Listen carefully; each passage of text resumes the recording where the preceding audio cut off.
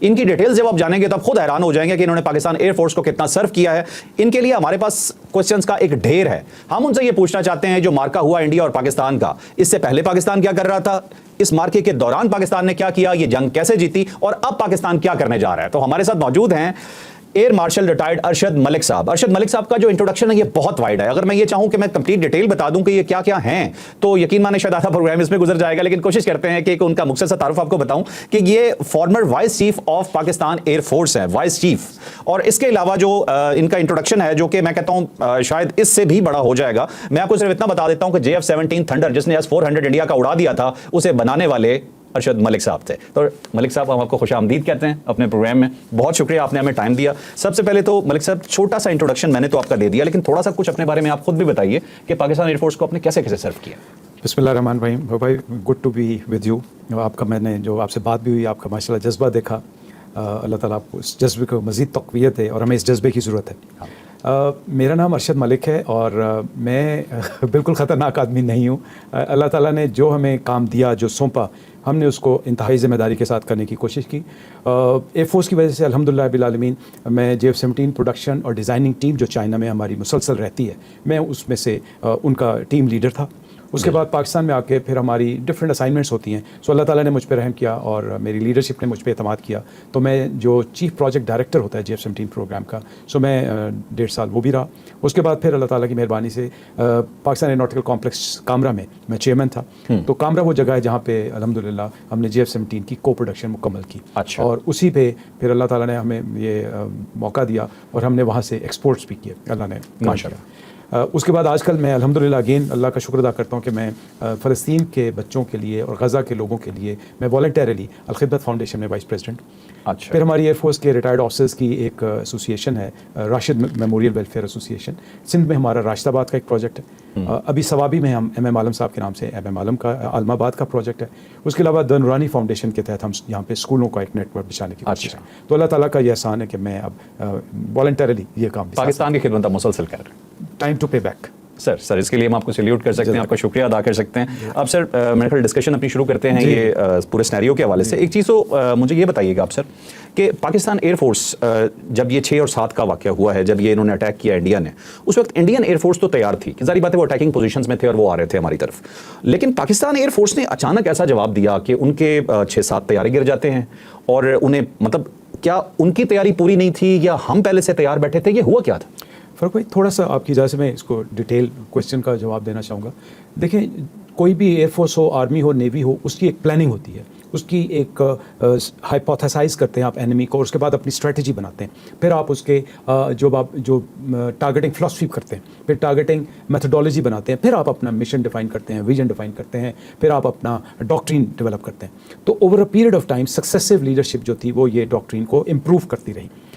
ایک بات الحمدللہ جو پاکستان ایئر فورس کی جو اس کو ممتاز کرتی رہی آج تک دنیا میں, وہ یہ تھا کہ پاکستان کی ایئر فورس کی جو سکسیسو لیڈرشپ تھی, انہوں نے اپنے آپ کو کبھی نیچے نہیں رکھا یا لیول پہ نہیں رکھا. جو ماڈرن اور top of the line technology تھی اس کو پریفر کیا. اگر ہم ماضی میں دیکھیں تو ہم نے امریکن کو آپٹ کیا, اس کے پولیٹیکل ریزن جو بھی تھے ہمیں اس سے کوئی سروکار نہیں, لیکن ہم نے وہاں پہ F-86 جہاز لے کے آئے جس نے 65 میں انڈیا کو عبرتناک شکست دی, ہم نے ریکارڈ قائم کیے. پھر ہم نے الحمدللہ اس وقت اسٹار فائٹر ایک جہاز تھا F-104, وہ لے کے آئے جو کہ top of the line aircraft تھا. پھر ہم نے میراج ایئر کرافٹ انڈکٹ کیے جو کہ اگین جس کا بہت نام ہے اور آج تک اس کی ماڈیفائڈ ورژنس چل رہی ہیں. پھر ہم نے الحمدللہ ہمیں جب ہمیں افغانستان میں موقع ملا تو ہم نے پھر F-16 لیے.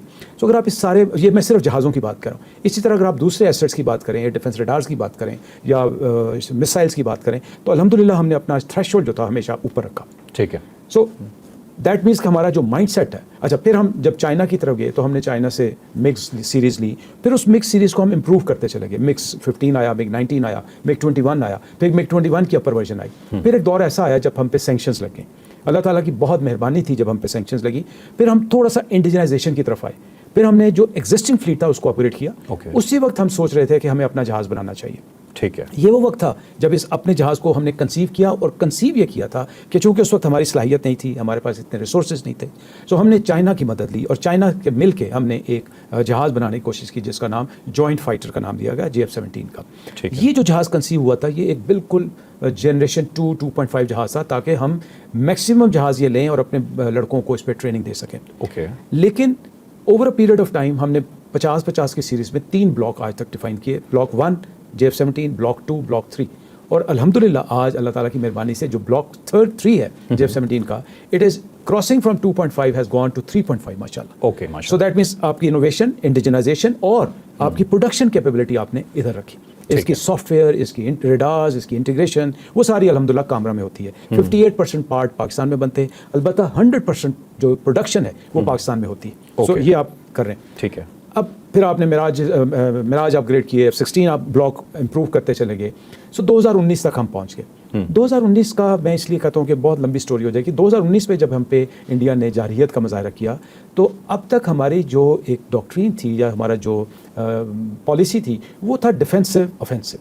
یعنی we will not go for offensive, we would like to stay defensive, because Pakistan کی اسٹیٹڈ پالیسی جو ہے وہ ہمیشہ امن کی رہی. ہم کسی جارحیت کے کبھی بھی فیور میں نہیں تھے.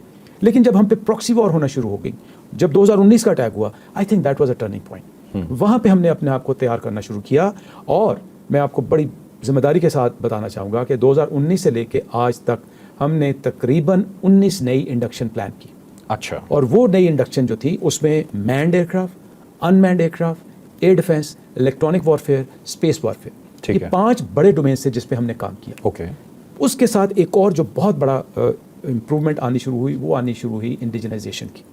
ہم نے یہ ریئلائز کیا کہ دنیا میں آپ کسی سے ٹیکنالوجی لے لیں, آپ کسی کی طرف چلے جائیں, جب تک آپ اپنے ہاتھ میں صلاحیت نہیں رکھیں گے, جب تک آپ کے اپنے بچے اپنی چیزوں کو ٹویک نہیں کر پائیں گے, جب تک ان کے اوپر دسترس نہیں حاصل کریں گے, کوئی بندہ آپ کو top of the line technology نہیں دیتا. اگر آپ کو ایکسپورٹ ورژن ملتی ہے, ایک ماڈل وہ نیچے آپ کو دیتے ہیں, اور جو top of the line model ہوتا ہے وہ کبھی نہیں دیتے.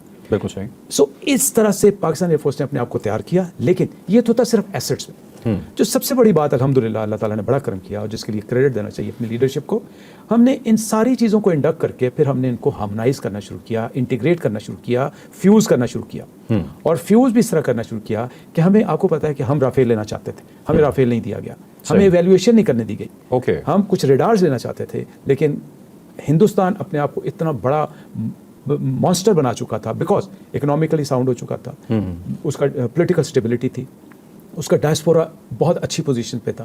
ہم جب فرانس اور امریکہ جاتے تھے, بلکہ خاص طور پہ امریکہ جاتے تھے, تو جب ہم پینٹاگون میں یا کسی اور جگہ ڈسکشن کے لیے جاتے تھے ان کے کانگریس میں سے, آپ یقین کریں ان کے اسٹافرز سارے پیچھے یہ لوگ بیٹھے ہوتے تھے. میں اس پہ کوئی وہ ہماری کمزوریاں ہیں, ہمیں ان کمزوریوں کو بھی آئندہ جا کے ایڈریس کرنا ہے. سو جب ہم نے یہ دیکھا تو اب ہم نے کہا کہ انڈیجنائزیشن جب تک آپ نہیں کریں گے, آپ کو ٹیکنالوجی پہ کنٹرول نہیں آئے گا, آپ ٹیکنالوجی کو اپنے لحاظ سے استعمال نہیں کر پائیں گے. یہاں تک پاکستان کے ساتھ بائسنس ہوئی کہ امریکہ میں ایک top of the line aerial exercise ہوتی ہے جس کو ریڈ فلیگ اور گرین فلیگ کہتے ہیں. بدقسمتی سے پہلے ہم جاتے تھے, ہندوستان کے زیر اثر ہونے کی وجہ سے ہمیں ان ایکسرسائز سے بھی روکا گیا. اچھا. اب یہ سوچیں کہ میرا ماننا یہ ہے, میں آپ سے کھل کے بات کرنا چاہوں گا, اگر آپ پاکستان کے خلاف جب کوئی سازش ہوتی ہے وہ صرف بھارت میں نہیں ہوتی, بیکاز پاکستان وہ واحد اسلامی ملک ہے جو الحمدللہ رب العالمین اللہ کے فضل سے وہ طاقت ہے جو کہ انہونی بھی کر سکتا ہے. آپ کو یقیناً لوگ کہتے ہیں کہ جناب لڑائی دوجہاں دی ہو رہی ہے تو اس مصیبت پہ ہے. آئی تھنک کہ ہم میں وہ جو مسلم ہے, پلس ہم ایموشنل ہیں, پلس ہمیں اسلام, ہم تو آئے ہی اسلام کے نام پہ تھے. سو اس کو دنیا ہمیں بڑی گندی نظر سے دیکھتی. سو ہم بڑے کلیئر ہیں کہ اگر آپ کو کوئی اور ٹیکنالوجی نہیں دے گا یا دے گا, آپ کو اپنے اوپر ریلائی کرنا پڑے.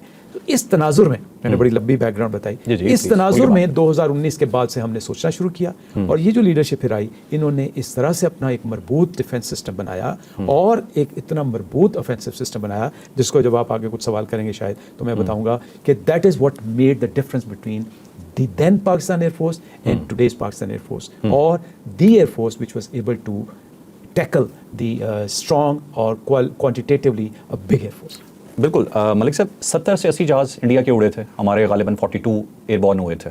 اس کے باوجود جو رزلٹ رہا وہ 60 یا 70 کا رزلٹ رہا. 70 میں آپ سے پوچھوں گا ایک اور جہاز کا بھی, 60 جی جو ہمارے ایئر وائس مارشل نے بولا تھا, ہم فی الحال اس پہ اگر بات کر لیں تو یہ رزلٹ جو آیا, کیا انڈیا کو اندازہ نہیں تھا کہ پاکستانی ایئر فورس کی تیاری کتنی ہے؟ بالکل اندازہ نہیں تھا.